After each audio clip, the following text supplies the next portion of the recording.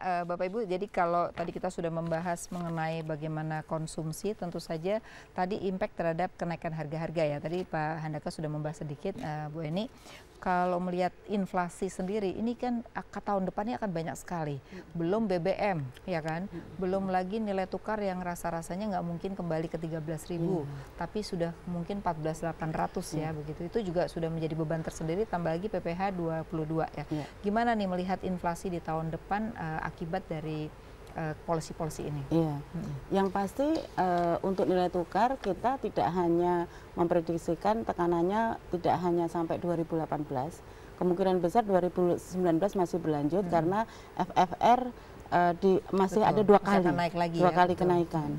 Jadi dan itu tidak mungkin dilakukan semuanya di 2018. Nah artinya memang yang kita butuhkan, kita harus menjaga stamina kita. Bagaimana menghadapi potensi pelemahan nilai tukar. Nah, tetapi cara-cara yang digunakan untuk bagaimana kita menjaga antara demand dan pasokan falas, ini cara-caranya justru yang paling realistis dan yang paling bisa benar-benar konkret, itu bisa mengendalikan permintaan dan membuat kita semakin dapat memburu dolar gitu kan.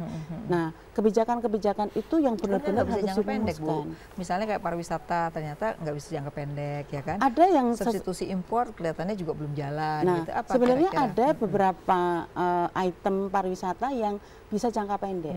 Jadi kita sudah bahas ini dari 10 tahun yang lalu ketika kita merumuskan undang-undang pariwisata. Apa itu diantaranya misalnya setiap hari itu yang namanya kapal pesiar itu lalu lalang di dekat perairan Indonesia itu banyak turun sekali. Nah, kalau itu saja singgah gitu kan, itu satu kapal itu bisa 2.000 sampai 4.000 orang. Satu orang saja misalnya nggak mungkin yang namanya orang ikut kapal pesiar itu bawa duitnya hanya $1. Nah, kalau dia spending $100 saja misalnya untuk makan dan minum sehari gitu, itu kali 2.000. Dan untuk kapal pesiar itu tidak hanya spending yang langsung, pasti dia akan mengisi logistik sampai dengan destinasi berikutnya. Nah, itu saja digarap dan itu nggak sampai bulan. Karena hari ini kemarin para asosiasi itu yang berkaitan dengan PPh 22 ini sebenarnya bisa diganti dengan yang lain gitu ya. Itu butuh kreativitas, harus dengan cara-cara yang smart, tetapi tidak menegasikan atau berdampak negatif terhadap potensi konsumsi rumah tangga yang harus kita jaga gitu kan. Dan ini yang paling berpengaruh kelihatannya ya. Betul. Nah, jadi imported inflation itu jelas. Jadi tanpa adanya PPh 22 saja, dengan adanya depresiasi sudah pasti akan menyebabkan imported inflation.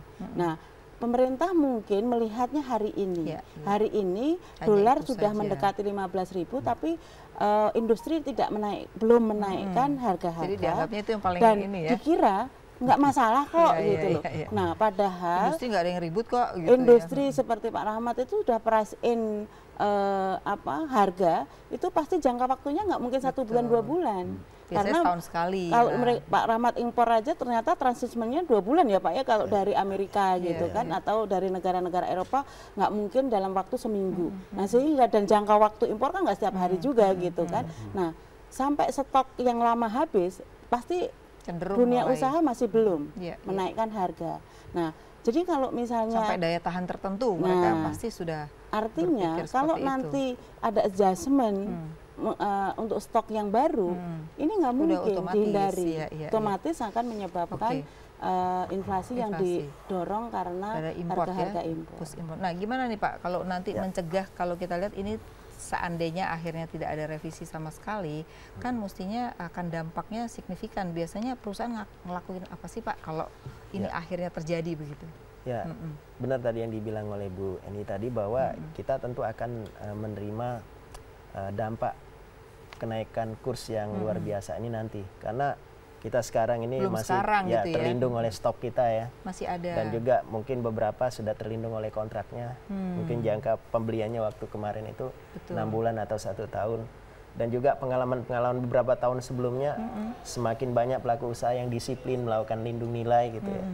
Tapi sekarang kondisi sekarang lindung nilai sudah sangat mahal. Jadi ya Betul, kayaknya hedging itu pengusaha mahal ya sudah di sekarang batas limit. Nanti bisa ya kayaknya tidak bisa terhindarin harus melakukan adjustment tadi.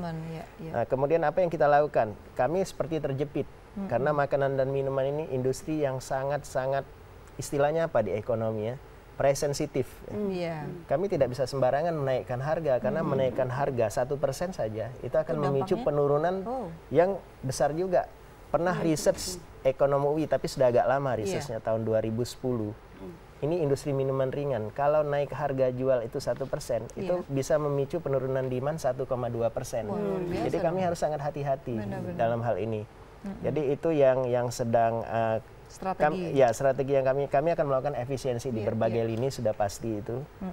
Di berbagai hal kita akan melakukan efisiensi, spending energi, spending air, spending apapun lah, biaya segala macam kita akan lakukan. Kalau itu sudah mentok, ya kita tentu akan melakukan kenaikan harga, tapi tentu dengan sangat hati-hati. Jadi artinya efisiensi akan dilakukan lebih dulu, tapi kalau udah gak kuat lagi ya tentu saja yang namanya kenaikan harga tidak bisa terhindarkan. Sama harapan kami tidak ditambah lagi dengan salah sasaran, misalkan bahan baku kena juga kenaikan PPh ini. Kami harap itu pemerintah konsisten dengan janjinya. Jadi kami melihat ada potensi dengan HS Code yang bercabang tadi yang saya bilang. Ya itu yang kami sangat harapkan. Sama satu lagi masukan dari anggota-anggota kami yang juga sebagai eksportir. Mereka juga sekarang deg-degan. Takutnya nanti kenapa negara sasaran ekspor mereka mungkin akan melakukan hal yang sama seperti yang dilakukan oleh pemerintah. Kena biaya masuk yang tinggi ya ke suatu jadi negara. Jadi ini juga menjadi bahan pertimbangan yang kami berikan pada pemerintah. Pada pemerintah nanti. Pak Handaka, kalau tadi dikatakan kan efisiensi nah kira-kira di retail sendiri gimana nih posisi perusahaan atau anggota, apa yang mereka sudah bicarakan dalam rangka kalau ini tidak bisa dirubah nantinya gitu. Jadi sebenarnya kalau untuk retail ini paling gampang sih. Kami membeli dari produsen baik makanan, kosmetik, fashion ataupun kami jual kepada konsumen. Turun kami ikut turun, naik gitu. Yang penting untuk jaga marginnya stabil. Tapi kita sebetulnya tidak bisa dengan pandangannya sesederhana itu. Karena efeknya pembelian yang menurun tentunya efeknya kepada perusahaan kami. Ya kami tinggal nggak membeli lagi dari supplier atau produsen. Jadi tapi efek turunannya banyak ya. Akhirnya investasi juga akan turun kan otomatis begitu. Nah itu yang kami harus jaga dan berharaplah agar pemerintah bisa melihat ini secara lebih teliti, mereview dan nggak ada salahnya sekarang ini panggillah kita untuk bisa mendiskusikan mengevaluasi mana yang memang harus boleh dikenakan, mana yang tidak. Jadi tidak memukul rata seperti itu ya. Karena di satu pihak kami ini mengejar terus gitu, sangat tertariklah dengan adanya kenaikan yang 2 digit ini. Tapi jangan sampai dalam kedepannya ini agak menurun, Pak.